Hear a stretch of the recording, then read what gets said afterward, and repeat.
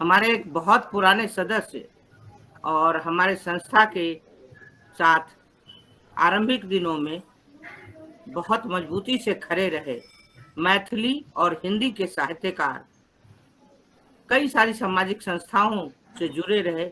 उनके साथ मेरा कार्य अनुभव भी बहुत लंबा रहा। कई पुस्तकें उन्होंने मैथिली और हिंदी में हैदराबाद के पुस्तक लेखकों के बीच से देकर अपनी एक अलग पहचान बनाई। मेरा कहना श्री मुनींद्र मिश्र जी, जो पिछले 3 दिन पहले हमारा साथ छोड़ गए, उनके लिए हम 1 मिनट का मौन श्रद्धांजलि के रूप में हम अर्पित कर लें और तब हम अपना कार्यक्रम आरंभ करें। श्री मुनींद्र मिश्र जी बहुत ही संस्था के शुभेच्छुक थे, हर कदम पर संस्था के साथ चले। पिछले दिनों लगभग 10 साल पहले ओपन हार्ट सर्जरी के बाद से वे उतना सक्रिय नहीं रहे, लेकिन यहाँ के कई साहित्यिक मंच हिंदी और मैथिली सब पर उनकी उपस्थिति दर्ज होती रही। आज वो हमारे बीच नहीं होने से एक कादम्बरी क्लब के लिए एक बहुत बड़ी कमी, एक बहुत बड़ा अभाव। साहित्यकार के रूप में, विचारक के रूप में उन्होंने उपन्यास लिखे, निबंध की एक पुस्तक उन्होंने हमारे बीच दिया और एक जो उनकी हिंदी में कविता संग्रह, 3 मैथिली में कविता संग्रह और पुनः एक हिंदी में तैयार कविता संग्रह, जिसके संबंध में मुझे जानकारी थी। मुझसे बार बार कहते थे आप इसको छपवाने में मुझे सहयोग दीजिए। मैंने कहा भी था कि जरा ये जाने दीजिए, पूरा समय हम करेंगे, लेकिन वो अभी है और मैं समझती हूँ कुछ ना कुछ मैं उसके संबंध में भी अवश्य करूंगी। आप सब लोग, जो पुराने लोग हैं हमारे, चाहे परमेश्वर जी हैं, चाहे शुभ्रा जी हैं, चाहे विनीता दीदी हैं, भावना पुरोहित जी हैं, ये सब लोग उन्हें जानते हैं। मैं समझती हूँ दर्शन सिंह जी भी उनसे मिल चुके होंगे। आइए उनकी याद में, उनके हमारे बीच से शारीरिक रूप से अनुपस्थिति को हम मन से 1 मिनट का श्रद्धांजलि अर्पित करें।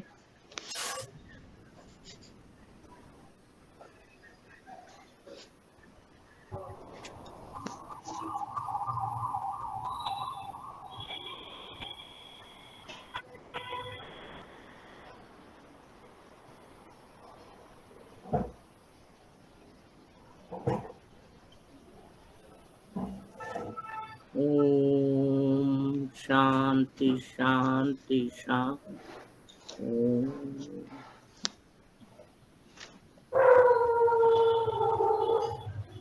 इस बीच पटल पर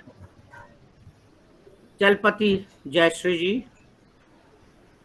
उषा शर्मा जी, दर्शन सिंह जी, संतोष रजा जी, मेधा झा जी, बहुत सारे चेहरे उपस्थित हो गए हैं। बहुत अच्छा लगता है। ये युवा साहित्यकारों की जो पीढ़ी हमारे साथ बढ़ रही है, उन सब का सबसे पहले हार्दिक अभिनंदन, स्वागत। हमारे पुराने लोग, ज्योति नारायण जी भी आ गई हैं, हमारे पुराने सदस्य तो है ही, नए सदस्य जिनके बल पर हम ये अपने कांधे का कारवां, कांधे का कांवर डालना चाहते हैं, जो आगे ले जाएंगे संस्था को, इस इतिहास को, इसकी पूरी श्रम के साथ चरवैत प्रयाण को, उन सब का स्वागत, अभिनंदन। और हमारे पुराने सदस्य, आप सब लोग इस संस्था के प्रति इतने डेडिकेटेड हैं कि तृतीय रविवार कहीं हो, बस उनका संस्था के साथ है। पिछले 9-10 वर्षों से अवधेश जी भी, मैं नहीं समझती हूँ कि उन्होंने जब ओपन हार्ट सर्जरी करवाई तो उनका बस चलता तो अस्पताल के बिस्तर से भी जुड़ जाते। बिल्कुल बिल्कुल। इस तरह का डेडिकेशन लोगों से मिला है और यही संस्था का प्राण है, यही संस्था की जान है। एक नई सदस्य रूपम सिंह जी भी मुझे बहुत अच्छी लगी कि बिल्कुल युवा पीढ़ी हमारे साथ चल रही है, कविता के उन्हें कुछ सुनने का शौक है। तो आइए आज हम किनको सुन रहे हैं इस पर भी 2 बात कर दूं मैं, और तब थोड़ा सा एक छोटा सा मैं परिचय देने में बहुत समय बर्बाद नहीं करूंगी। प्रोफेसर तंकमणि अम्मा जो हमारी आज की अध्यक्ष हैं, वे केरला विश्वविद्यालय के हिंदी विभाग की विभागाध्यक्ष रह चुकी हैं। उन्हें हमारे हिंदी साहित्य सम्मेलन पटना बिहार से शताब्दी मनीषी सम्मान लेते हुए मैं प्रत्यक्ष गवाह हूं। मैं वहां मौजूद थी और वह अखिल भारतीय स्तर की साहित्यकार मनीषियों को दिया गया था, जिसमें मैडम तंकमणि अम्मा जी भी थी। बहुत काम करती हैं, सामाजिक, साहित्यिक, और बहुत सारा नाम दक्षिण में तंकमणि अम्मा जी का है। अगर केरल से नाम रति सक्सेना का लिया जाता था तो अब तंकमणि अम्मा जी का लिया जाता है। जब भी बातचीत किसी से होती है तो हमसे पूछा जाता है कि आप तंकमणि अम्मा जी को नहीं जानते हैं क्या? हम बोलते हैं हाँ, हम जानते हैं। बहुत अच्छा लगता है। और प्रोफेसर कुंजू मित्तर, अरे ये साहब तो बस छुपे रुस्तम हैं, बड़े अच्छे। इनकी किताबें जब मेरे पास पहुंची तो मैं चकित हो गई कि इन्होंने कितना सर्च, और हैदराबाद आके पूरा इन्होंने सर्च किया है दक्षिणी साहित्य पे, सूफी साहित्य पर इनका बहुत बड़ा काम है। दक्षिणी हिंदी का सूफी साहित्य जो इनके पुस्तक का नाम है। दक्षिणी हिंदी में जो सूफी साहित्य लिखा गया है सबका मूल्यांकन और आकलन इन्होंने किया है और वो हमें मिल गया प्रसाद के रूप में। इनसे परिचय ही नहीं, इनसे सबसे बड़ा प्रसाद भी हमें मिला। दूसरी एक किताब कदम राव पर, जिस तरह हमारे राजा विक्रमादित्य के लिए बहुत सारी कथाएं, दंत कथाएं, मौखिक कथाएं हैं, वैसे ही दक्षिण में कदम राव पर हमारे एक बहुत मशहूर शायर कहूं या प्रस्तोता कहूं, जमील जालिबी ने उस समय के काव्य को चित्रित किया है और उसमें कदम राव की कहानी बहुत हद तक हमारे विक्रमादित्य से मिलती जुलती सी कहानी है और दक्षिण की कहानी है। ये सब कुछ देखने को जो हमें मिल रहा है, अगर हम यह परिकल्पना नहीं करते तो क्या हम जान पाते? नहीं जान पाते। यह जानकारी इतने अगाध विद्वान हमारे दक्षिण में छुपे हैं, जिन्होंने हिंदी साहित्य को अपना अमोल कृतियों से बार बार आभारित किया है। और इस सब के बावजूद भी वे अपनी जगह चुप, शांत, शिष्ट अपने काम में लगे रहते। उन्होंने तमिल साहित्य को का एक पाठशाला का पुस्तक, एक शिक्षाप्रद पुस्तक लिखा है और भी 15 रचनाएं हैं आपकी। तंकमणि अम्मा जी और आप दोनों केरल के ऐसे विद्वान अभी वर्तमान में हैं, वर्तमान पीढ़ी के साथ, जो निरंतर हिंदी साहित्य में जिनका प्रदेश चल रहा है।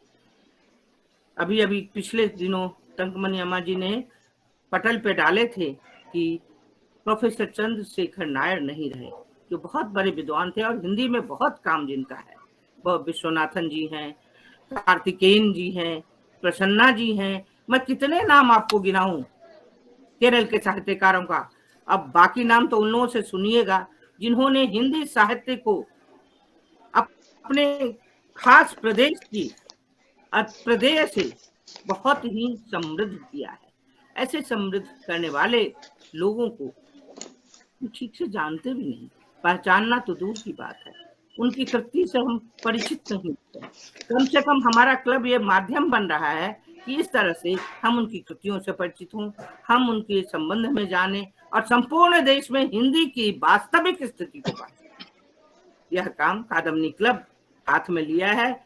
इसमें अवधेश जी हैं, हमारे पुराने सदस्य हैं, जी परमेश्वर जी हमारे बहुत ही प्रिय व्यक्ति हैं। आपसे मैं बताऊं तो आप ताज्जुब करेंगे कि वो अपना ओरिजिनल लिखना तो लिखते ही हैं, उन्होंने उपन्यास को अनुदित किया है जो तेलुगु में था और रेजिडेंसी से संबंधित था, जिसे पढ़कर मैं कई दिन तक उसमें घूमती रही थी। उन्होंने कई हिंदी के काव्य, कहानी आदि का तो अनुवाद किया ही है। एक अभी फिलहाल पिछले कुछ दिनों बुक फेयर में उनकी एक किताब भीष्म संताप लोकार्पित हुई, जिस किताब में भीष्म जो मृत्यु शैया पर पड़े हुए हैं और अपनी गलती का जो उन्हें आभास होता है, उस पर बहुत सुंदर चित्रण हिंदी में लिखा है, विशुद्ध हिंदी में है। और यह कादम्बनी क्लब के एक स्तंभ के जैसे हैं जो हमारे तेलुगु क्षेत्र को हमेशा आलोकित करते हैं। इस बीच हमारे बीच रमा द्विवेदी, जयवीर सिंह आदि कई और विद्वान उपस्थित हो गए हैं। अहिल्या जी, सॉरी, एक चीज जोड़ना चाहता हूँ। जब मैं ये तंकमणि अम्मा जी के बारे में थोड़ा सा जानने की कोशिश कर रहा था, तो मैंने देखा कि कई पुरस्कारों के अलावा उन्हें भी द्विभागी सम्मान प्राप्त हुआ है। तो आप जिनकी चर्चा कर रही हैं परमेश्वर जी की, हम सौभाग्यशाली हैं कि वो हमारे द्विभागीश हैं। हाँ, वो भी द्विभागीश हैं, परमेश्वर जी भी द्विभागीश हैं। और भारत सरकार से इनको श्रेष्ठ अनुवादक के रूप में 1 लाख रुपए का सम्मान देकर 2 लाख रुपए की प्राप्ति। हाँ, आगे चलिए, बस खाली ये मैं तो जोड़ना ये चाह रहा सब एक से एक महानुभाव हमारे बीच उपस्थित हैं और इन महानुभावों को सुनकर समझकर हम देखें, जाने, वहाँ की प्रदेश विशेष की स्थितियां जाने और हम हिंदी साहित्यकार जो दक्षिण से हैं, दक्षिण का ध्वज समूचे हिंदुस्तान में फहराएं और हिंदुस्तान की वो एकता विविधता को मजबूत करें, दृढ़ करें, यह हमारा धर्म बनता है। उसी एकता दृढ़ता को दृष्टि में रखकर ये कार्यक्रम आरंभ किया। वैसे कादम्बनी क्लब निरंतर अलग अलग श्रृंखलाओं में वक्तव्य की श्रृंखला पिछले कई वर्षों से चलाता आ रहा है। हमारे उत्तर भारतीय साहित्यकारों के ऊपर जीवनी पर उनको बुला के भी, उनसे मिलकर भी, उनसे बात कर भी और आमने सामने लेखक को लेखक के नजरिए से देखने, लेखक को पाठक और लेखक के बीच में एक अनुन्यासित संबंध को दृढ़ करने की दृष्टि से भी हमने कई कार्यक्रम आयोजित किए। भला हो इस कोरोना का, जिसने हमारे उस कार्यक्रम को विराम चिन्ह लगवा दिया। चलिए, हर बुराई में एक अच्छाई होती है। आज कादम्बनी के इस पटल पे देश भर के लोग इस समय हमारे उपस्थित है। यह अभी तो कोरोना ने ही दिया, तो कुछ बुरा तो कुछ अच्छा, दोनों स्वरूप हम देखते आए और बीच में हम पर काफी दबाव बनाया गया कि हम इसे प्रत्यक्ष करें, यानी भौतिक रूप से गोष्ठियां पुनः अवस्थित करें। लेकिन यदा कदा यह सुनाई देना कि अभी तीसरी लहर आना बाकी है, हमने इस कार्यक्रम को तीसरी लहर के बाद ही स्वरूप बदलने की बात ठानी। हमारे कार्यकारिणी ने इसका निर्णय लिया और हम निरंतर आभासी दुनिया के माध्यम से समूचे हिंदुस्तान से आज जुड़ने का सौभाग्य प्राप्त कर रहे हैं। कादम्बनी क्लब ने कई प्रकाशन किया, नए लोग हैं। पहले पुष्पक कादम्बनी क्लब के अंतर्गत प्रकाशित होता आया, जो 35 अंकों तक प्रकाशित हुआ, लेकिन कुछ शासकीय परेशानियों के कारण उसे बदलकर पुष्पक साहित्य की करके उसका सरकार के पास रजिस्ट्रेशन और ISBN नंबर प्राप्त किया गया। इसी तरह से कादम्बनी क्लब ने एक दक्षिण के महिला कथाकारों, 18 महिला कहानीकारों के एक संग्रह को प्रकाशित कर देश भर में दिया और बहुत जोर किया गया। ये तो प्रकाशकीय उपलब्धियां हैं। लेखकीय उपलब्धियां हमारे कम से कम उस जमाने से, जब से हमने 1994 से कादम्बनी 2 जून 1994 से हमने हैदराबाद में कादम्बनी क्लब का शुभारंभ किया, उस समय से लेकर कम से कम 15 लोग कादम्बनी के मंच पर काव्य पाठ करने के बाद कादम्बनी में प्रकाशित हुए। निरंतर हर महीने एक लेखक को चुनना, उनकी रचना पर हम काफी बहस करते थे। 5 चुनी हुई रचनाएं उन्हें लेकर आकर पढ़ाया जाता था और उसमें से जो सर्वश्रेष्ठ माना जाता था वह रचना कादम्बनी में प्रकाशन के लिए भेजा जाता। और कादम्बनी क्लब शीर्षक के अंतर्गत हमारे 15 लोग कादम्बनी में प्रकाशित हुए। उस समय जुड़े हुए बहुत सारे लोग अपनी उपस्थिति दर्ज करा सके और इस तरह से हमारे मंच पर नए, नवांकुर, पुराने और सभी साहित्यकारों को उनके साहित्यिक रचना को संवारने, सजाने, हमारे पास एक छीलने चाचने का काम होता है। मैथिली शब्द है चाचनी, यानी बिल्कुल बना देना। अच्छे से बम्बू को सीधा 2 चिरा कीजिए तो हाथ काट देगा, लेकिन उसका वो कोना जो निकला होता है उसको काट के, छांट के, बराबर करके जांचने और छीलने का कार्य किया जाता है, तो वो बड़ा सुंदर और उपयोगी हो जाता है। इसी तरह हमारे लेखक नए नए विचारों से पल्लवित होते हैं, लेकिन उन्हें तराशना होता है और ये तराशने का काम कादम्बनी क्लब निरंतर करता है। इसके साथ ही जो देश भर के लेखक हमारे हैदराबाद शहर आते हैं और हमारा एक नियम है, हम तृतीय रविवार के अलावा कोई कार्यक्रम नहीं करते। उस समय अगर उपलब्ध है तो हम उन्हें ससम्मान कादम्बनी में बुलाकर उनका सम्मान भी करते हैं, उनके प्रति अपनी साहित्यिक कृतज्ञता ज्ञापित करते हैं कि वे हमारे बीच इतने बड़े देश के साहित्यकार हमारे बीच पधारे, ने यह सौभाग्य प्रदान किया। बहुत सारे काम कादम्बनी क्लब के माध्यम से केवल साहित्य से जुड़ी हुई संस्था है और कादम्बनी क्लब के माध्यम से यही कार्य किया जाता है।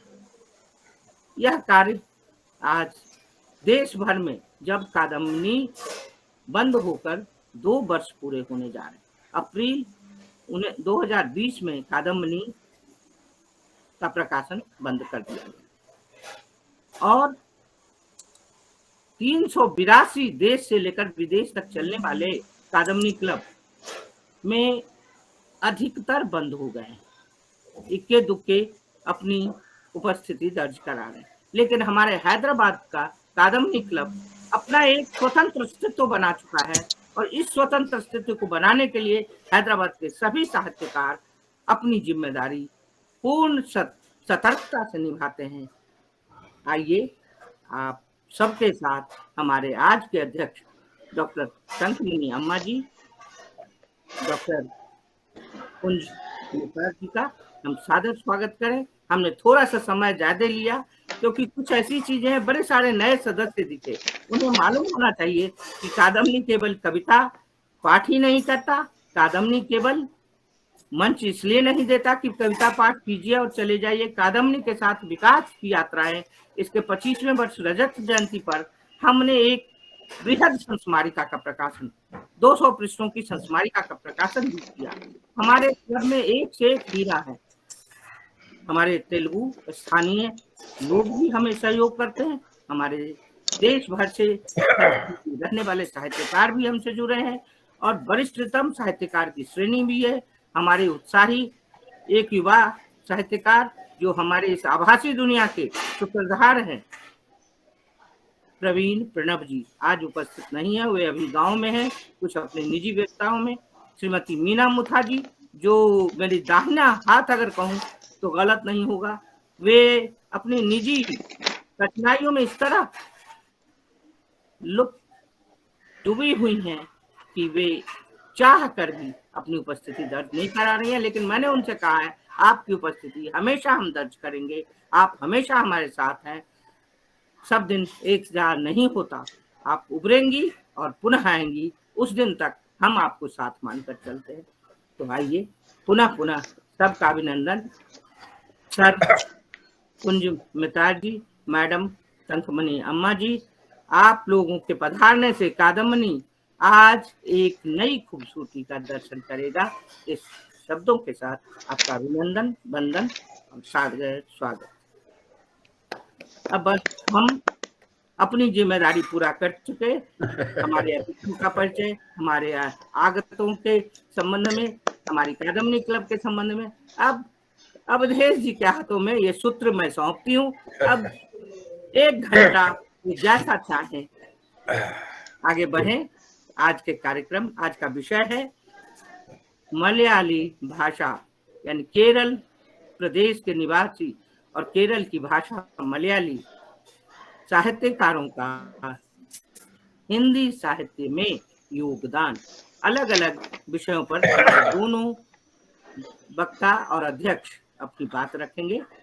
अवधेश जी, अब आप यह लो अपनी लकुटी कमरुआ, बहुत ही नाच नचायो, संभालिए। धन्यवाद डॉक्टर अहिल्या मिश्र जी। दो बात,